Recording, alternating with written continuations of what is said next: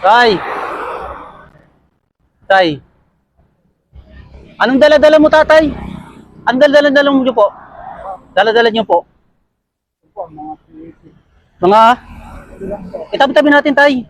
Halika, tay, tabi-tabi mo dito. Okay na yan. Itabi mo na. Kalakal, tay.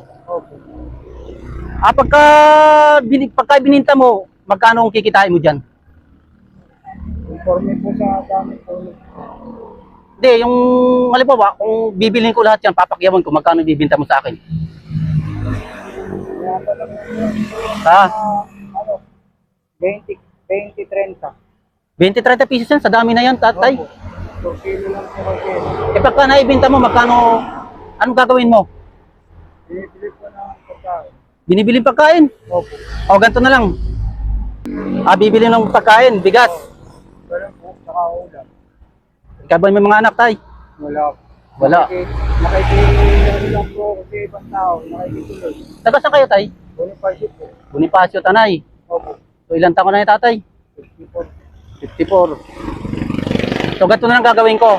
Payag ba kayo, papakyawan mo kaya, bibilin ko lahat. Magkano mo sa akin bibinta yan? Mga 20-30 lang. 30 pesos lang, tay. Oo. Mura po kasi kilo niya, 5 piso po. 5 piso lang kada kilo niyan. Ay, pambihira, no? Napakamura, tay.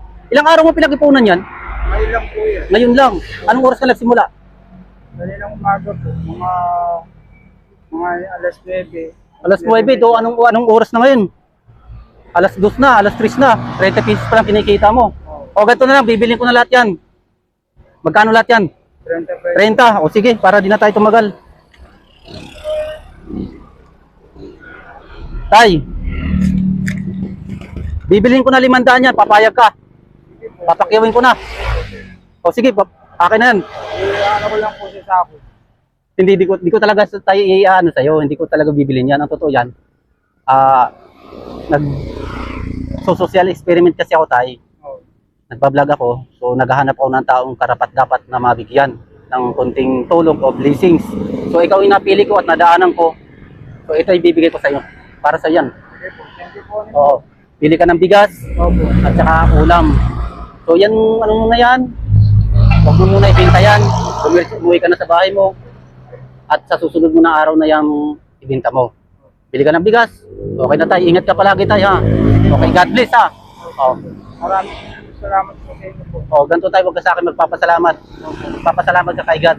Dahil yung siya talaga yung nagbibigay sa atin ng ng kalakasan at blessings. Sige tayo. Tanggapin mo na yan, ha, ng konting tulong ko. Sana makatulong pambiling bigas. Ingat ka palagi tayo, ha. Opo. Thank you. Ingat ka.